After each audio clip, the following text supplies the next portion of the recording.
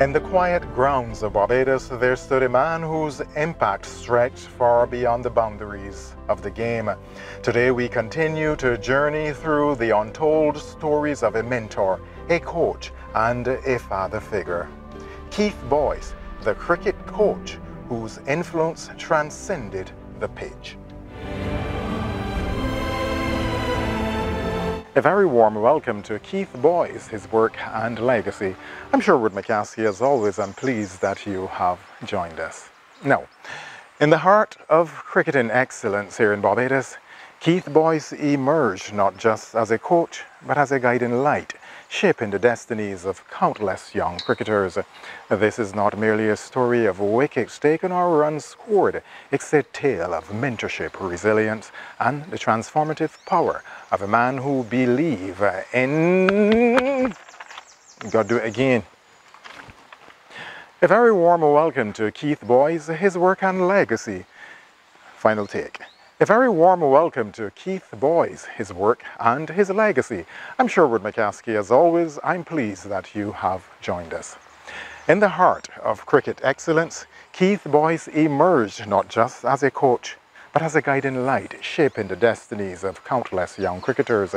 This is not merely a story of wickets taken or runs scored. It's a tale of mentorship, resilience, and the transformative power of a man who believed in the potential of every youngster he encountered. Keith Boyce, with his unyielding dedication and infectious enthusiasm, not only taught the rudiments of cricket, but nurtured dreams and aspirations. In this episode, we continue those heartwarming stories of those whose lives were forever changed by a coach who saw the game as more than just runs and wickets. I played for the schools. That was my first time playing for combined schools, and it was a challenge because I'm not used to that type of environment where the guys were, at that level, the guys were really good. So I had to adapt because I was playing school cricket then, and school cricket wasn't that, not that challenging. And I was scoring tons of runs. And Keith would always, Coach Boyce would always come to me and say, "You are some talent. You have talent. Just believe in yourself, and you don't want anything else." And after that, I made the under-19 Barbados under-19 side, and we went to Jamaica. That was my first under-19 tour, and he was the coach then as well. So I felt at home because I knew that I had somebody that was there that that I could relate to, and he would always have a chat with me, regular chats, and he would also give me some very encouraging words. And in that match, my first combined schools match, and I was beating these so-called brand name fast bowlers all over the place, and at age 16, and he came up to me, Courtney Brown. He was giving me some lip, and at that stage I couldn't really take it because I was young, and I started to cry. And at the end of the day, I was still at the crease. They couldn't get me out, and these guys were bowling fast. These guys. And coach came up to me when asked me why I was crying. I said, well, the guy said something that was harsh to me, and I expected better of him as a West Indies player, Courtney Brown. And coach told me, coach asked me if I told him about anything because he knew I had lip, and I said yes. And I didn't say anything bad, but I just said, I looked back at Brown and said, it's not my fault that Steve Wall made 100 because you dropped him. And from then, that went out to the door, and he started shooting these verbals at me, and Coach Boyce came onto the field and said, this is not the way you should be treating young talent. No, you're a West Indies player, you should know better. And from then that just stood out, and he would always, he would always have his players back, always. And what I found about Mr. Boyce, he came across as so loving and so caring, and it always felt as though you have that father figure. And he was one of those type of persons that didn't believe in favoritism. He treated everyone fairly. And even when you were going through a bad period, he always come and put his hand around you. And it always felt as though you felt welcome. I mean, as the youngest person in the team at that point in time, 14 years old, playing against big men. As a junior, cricket pants, there's no cricket pants that could actually fit me. I had to play it in my games clothes at that time. And we were playing against UWA. As a junior, as I said, in first form, playing your first real cricket game, I was scheduled to probably to bat about number 9. He was supposed to schedule to bat number 10. We lost 2 or 3 quick early wickets. Coach hit me, youngster padded. So I was like, this guy gonna be crazy. I mean, you can't do this. I struggled to get my pads on. The other guys helped me, assisted me in getting my pads on. Struggled to bat. First ball I got, struck me middle of my chest. Hit me back, began to cry. Coach at that time ran up to me. He said, "You okay, son?" I said, "Yes, sir." He said, "I want you to do one thing for me." "You gonna do it?" I said, "Yes, sir." He said, "See that red thing over there? I just want you to keep your eyes on that. Do not take your eyes off of that. You gonna do that for me?" I said, "Yes, sir." The ball went to the guy in the cover, throw it to the guy to the mid-off, and I just keep eyes on this ball, keep eyes on this ball, keep eyes on this ball. The bowler was running up, keep your eyes on this ball, keep your eyes on this ball. When the guy delivered, the ball hit the center of my bat. From there on, another ball didn't pass my bat. The other guy got out within like 6 balls after that.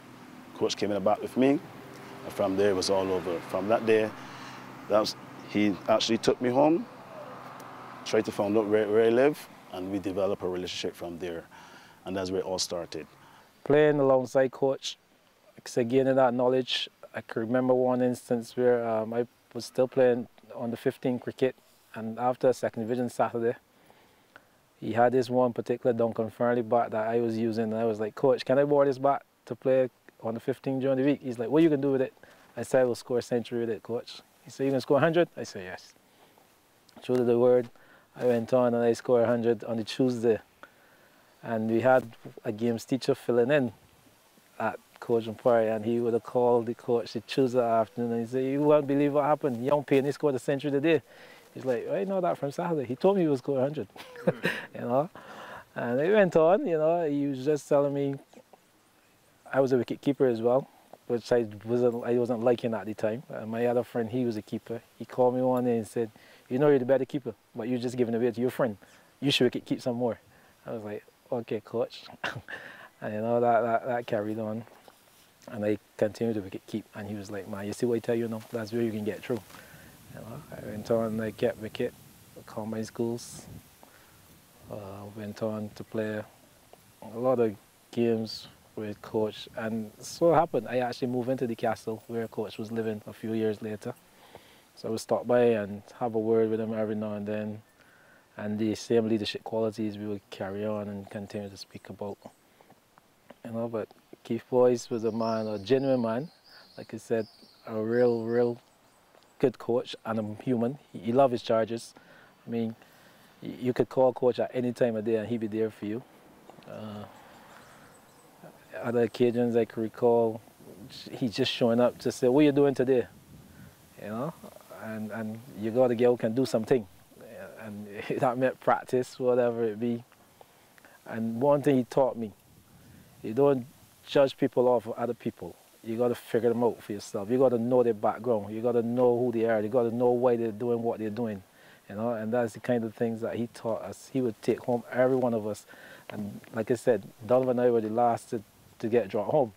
And he would ask, I would ask, why? And he would say, "These are the reasons. I need to know where you're from, who your parents, all that kind of thing." So you don't just judge because you hear other people saying it. He is a man that would find out for himself. And with that, I can say that was the man. That's the man that I learned from, Keith David Boyce. I was introduced to Coach. And he put his hand around me. He said, "You love the game?" And I said, "Yes, I want to play. I don't mind." He said, "Are you afraid of the guys?" I was like, "No." He said, "Okay, well, go take part in practice. And if time permits, I will allow you to bat." And throughout the practice session, he was sitting on the steps just below where you eat lunch at Cajun Paris. And when he told me to paddle, I immediately got nervous. I was nervous. All the big guys and the guys I would have looked up to at a very young age. And as I started to bat, he made his way onto the field. It was the first time for the afternoon that he came onto the field to actually have a close look at who was batting and what's not. And he just came behind net and he whispered to me, just bat normal. Play normal, be yourself and everything. Just those simple words, and I felt very comfortable. I felt at home. And it was during that time that I actually began to recognize that this gentleman, because at the time it was the first time I met him, had something about him. I didn't fully understand it at that time. It's only as I got older. And then he was the one who gave me my opportunity at 12 years old to make my debut for the Combined Schools North against Carrollton. And for me, that was an overwhelming experience. Looking back now, it's an achievement to being able to play at that level at such a young age. And for him to have the confidence in me meant a lot. It was tremendous. Mr. Boyce was a real good guy. He was like a father to us. He would have influenced my cricket tremendously from an aggressive nature. Yeah, I like the fact that he used to tell me, you know, JP, play your aggressive game. Always play your game. Always play your aggressive game. Make the difference. You know, be a hero. You know what I mean? And those are the kind of inspirational words that he would have said to me growing up. He was also a really good fielder. And he was really big on fielding. He used to always say, I remember him saying that you would feel a lot more than you would bowl or bat. And that was so true, because some days you would feel so long in the field, and you always had to keep going and find some type of motivation and stuff like that. And always try to make the difference. So do something spectacular in the field, you change your entire game. I used to always hear him talk about those things. And for me, that influenced me throughout my career. You know what I mean? Always trying to make the difference, whether it be a catch, whether it be a fantastic piece of fielding or maybe a word of inspiration. And for me, that's what stuck with me where it came to Mr. Boyce. It was kind of different in his style of coaching. I mean, I've been through lots of coaches, you know, of different styles and stuff like that. But I would say that he was very, you know, like, I want to say like very down to earth, you know, almost like coming to being able to connect with every personality that was around him. Cricket season is not far away, and we are here this first afternoon preparing ourselves for the coming season. And we know that we need to start exercising. We can start with exercising. And I will start off by asking Don what is the most thing a cricketer does on the cricket field. Coach, the most things that we do as cricketers are short sprints and some jogging. And that's where we will start, actually, with the youngsters. We will put you all in pairs, and then I will direct to you all what you do. The last pair, whenever I clap my hand, he would do his short sprint from bottom to front, go back in the jogging position, and then I would, whenever I clap my hand, the two last pairs would, and try to get as fast as possible. You're now trained to cut off singles, quick singles. That's the reason for that short sprint. And you continue your jogging to build stamina, especially for fast bowler, and to be fit for the period of time the game lasts per day. And it's important being fit. It helps all of you all, particularly batsmen, who it helps to concentrate for longer periods. The bowlers, and particularly fast bowlers, when they are called upon when the sun comes down, say 3:30 in the evening, for the second spell that they can bowl at the pace they were bowling at when they start at 10 o'clock. But in our situation, we start our cricket, domestic cricket, on Saturday. And as you grow up this year into the higher level, as some of you all know who has played, Shirley Clark and Donovan, and one or two more who probably will play on the 19 cricket this year, I think that you realize it, you have to be fitter because the game is over a longer period. And then once you are physically and mentally fit, it would assist you in your batting and your performance. And I mean, cricket, you would have on evenings something like maybe 20 to 30 boys. You can imagine a guy connecting with 20 to 30 boys You know, it is not an easy thing to do. You know, I can tell you as a teacher, it is not easy with 30 students, 25 students to work with. So being able to connect with each and every one of them and make them feel as though they belong. Yeah, at that age, I mean, combined schools was very competitive, very, very competitive. It was almost like a Barbados youth team. Back in that day, any one of us could have captained a cricket team, and we went on to show that. As a combined schools team, we were really, we used to really do well as a combined school team in that time as opposed to the team right now. And I felt that we were operating at a level above our real age group at that time.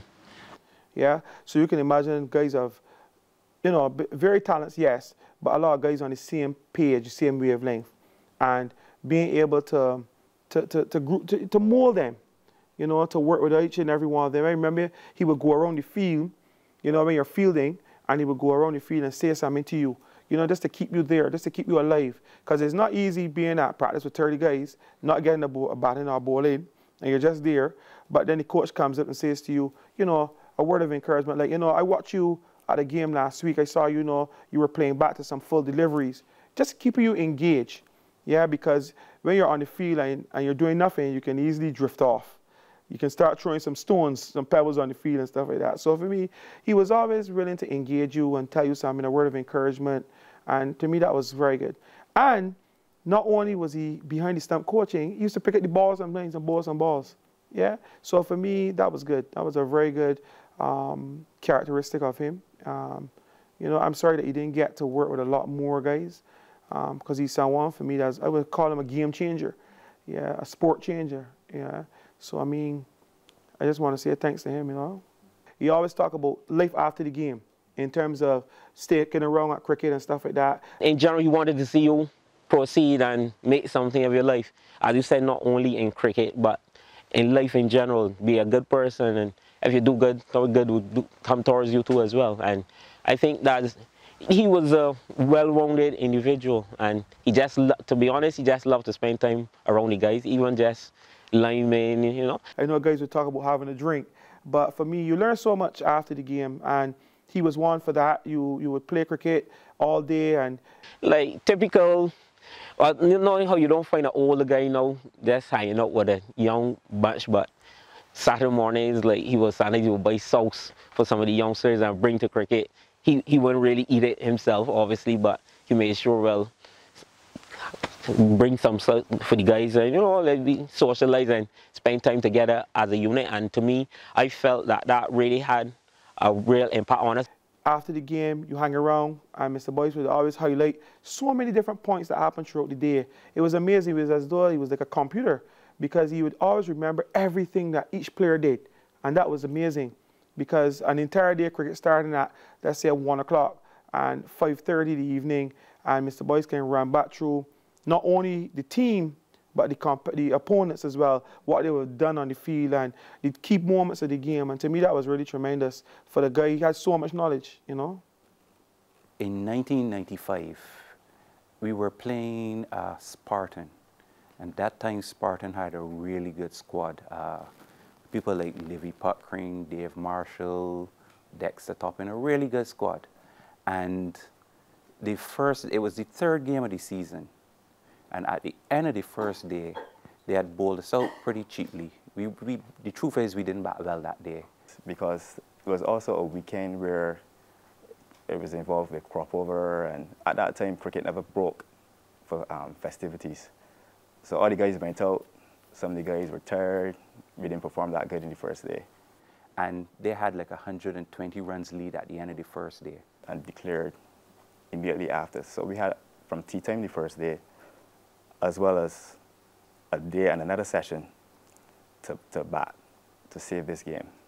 At the end of the day's play, Shirley Clark called us in a little huddle before we went off the field and had a little chat.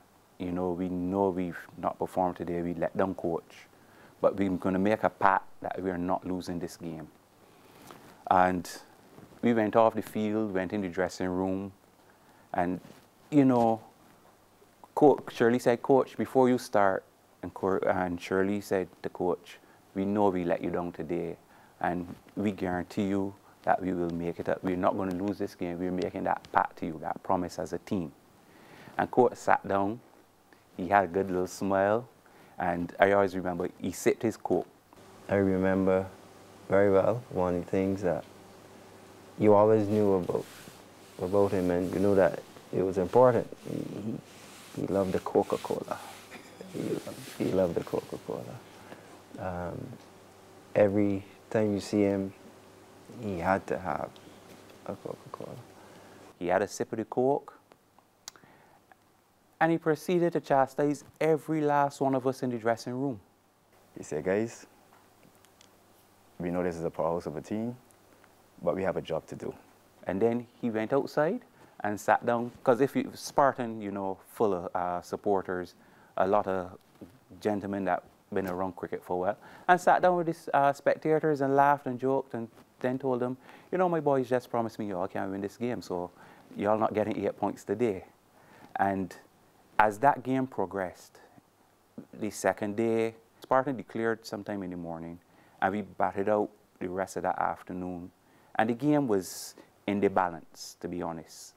And coming into the last day, the article, I remember clearly stated, Spartan expected to get roll over the schoolboys for an easy win.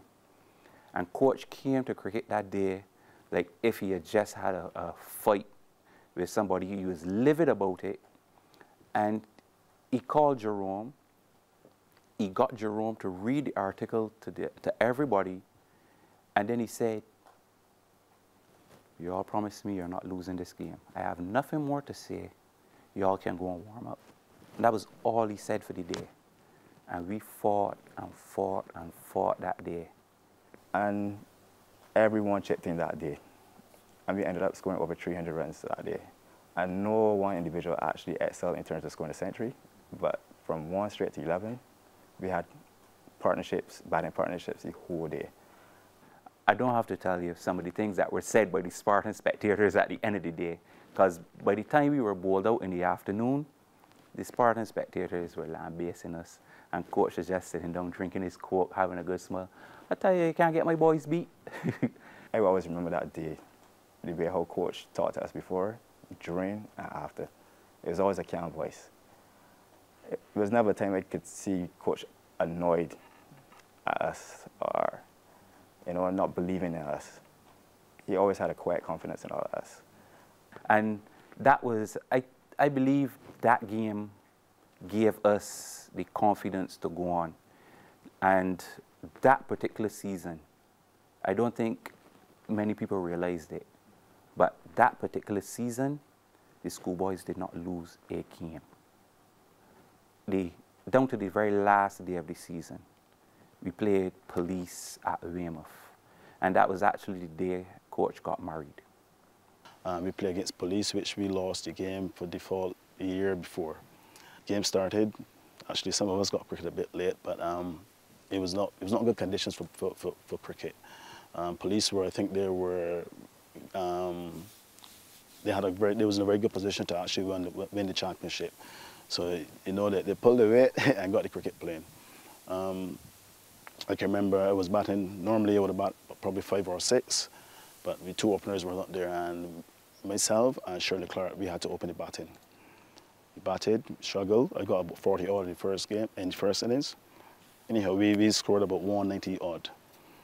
Following Saturday, Police batted, and Police scored about almost, I can remember this very well, Kenneth Marshall, he scored 150 before lunch, and that was unheard of in Barbados at the time. They scored about 300 and a lot. Anyhow, they declared on us, put us into bat late in the afternoon. We were like 47-3. I left a lot in between there, but you know how cricket goes. Oh, the Police guys they're very aggressive, and they were saying, oh, schoolboy's not bat good twice. They scored 197 on the wicket that we should have bowled them out like 30 or 40, because back in those days, Police would actually bowl you out for 30 or 40 on that wicket. So coach called me once, Tony, what happened today? I thought you guys were celebrating this how you give me a celebration? He said, Coach, don't worry. we are not going to lose this game. Because prior to that, before the start of the season, Coach and I, we decided that, because we always made a plan or set a goal, and our goal was not to lose a game for the season. Because the year before was a developmental process, but this year we were getting better. So he said, this year we're not going to lose a game. So that was the first game we came very close to losing. So he was like, come on, Donnie, what's going to happen? I said, Coach, don't worry about it. We are not going to lose this game. I got this one. He just looked at me and smiled, because that's something he would say to me. He would say to me, Donnie, don't worry about it. I got this one. So when I said that, he looked at me and said, well, you are growing. You know what I mean? So, I mean, just little moments like that, will make you say, well, you know something? I need to step up. Now Coach is very relaxing. He's time for his honeymoon. We're going to give him a good present. I remember Coach saying, no hiccups today and let me down. Today is my day. And we had that little chat among us. And the next day it was all over. We batted the whole day, 300 something for 7, after being like 40 something for 3. And for some reason, Coach was calling the whole day to find out the scores. And we were like, wait, Coach not getting married today? Obviously, as time drew nigh and he had to leave, the phone would be ringing. God, what's going on? Coach, you ain't supposed to be getting dressed. Coach, you ain't supposed to be at the church. Particular period of time, I think it was around 4 o'clock it was. We saw a big limousine outside the ground at Weymouth. Coach actually made sure that the limousine stopped at the cricket ground so that he could partake in watching us, because we were actually doing well that day. You know, and he stopped for a good 10 to 20 minutes, watched us play the game, talked to some of us, and then went on his way to the reception. And that's the sort of guy he was. And it was just fun that day. We were enjoying it because we were happy for him, and he was happy with life in general. Both, as I said, getting married, what he called his kids, they're all on the stage performing as he would like to see them perform. Obviously, by the time we got to his wedding reception, he was over the moon. His sons, as he called them, had made him proud. He had just got him, he just said, I do, just got him married, and he was on top of the moon. But it was the inspiration and the love for Coach that we wanted him to go on his little honeymoon or whatever in a good spirit. And that's motivation within itself. And an average guy can't get that out of players. No, and not only just players, but players with different backgrounds, players with different mentality. You know, for one guy to tap in to so many different people with different ideas and different thinking, but still have one goal, that's awesome. And it's sometimes I wonder if you said life he would be a politician, which is something he didn't like. I think he would make a great politician, because at the end of the day, I think that's a person who genuinely cares. And I mean, this gentleman was just awesome. Just awesome. Well, the 95 season in particular, at the beginning of that season, I was playing with a hairline fracture in my finger, in my little finger. And I guess now my mother will know. Sorry, Mommy, never told you. For that matter, I never told my father either. The only body that knew was Coach, because I was determined. At that age, your parents know you got a hairline fracture. They're going to shut it down. They're going to shut you down. And I just wanted to play cricket. And for me, he looked after me in that regard, in terms of taking care of my finger and so on, because I went to the doctor. You can't put this right here. You can't. Oh, jeez. As I said, he took care of me, looked out for me in the injury. It looked like it, when I was home, I just taped it up, it's sore, but it really hurt. But I played that game, I played that season with that. I was just determined. And I guess seeing the determination, he was encouraged to keep that secret, and it worked out, because as I said, we had a fantastic season. Everybody didn't score 100 every time they came out. There's some of the best moments is not me getting 10 wickets or scoring 100 in a game. It is actually what we achieved as a team. And being able to go unbeaten that season was great. And all of that was made possible because of Keith Boyce. He wasn't just a coach. He was like a second father to many youngsters. He taught the game, but more importantly, he taught the important lessons of life. Today, we honor him. I'm Sherwood McCaskey. The series continues next week at the same time.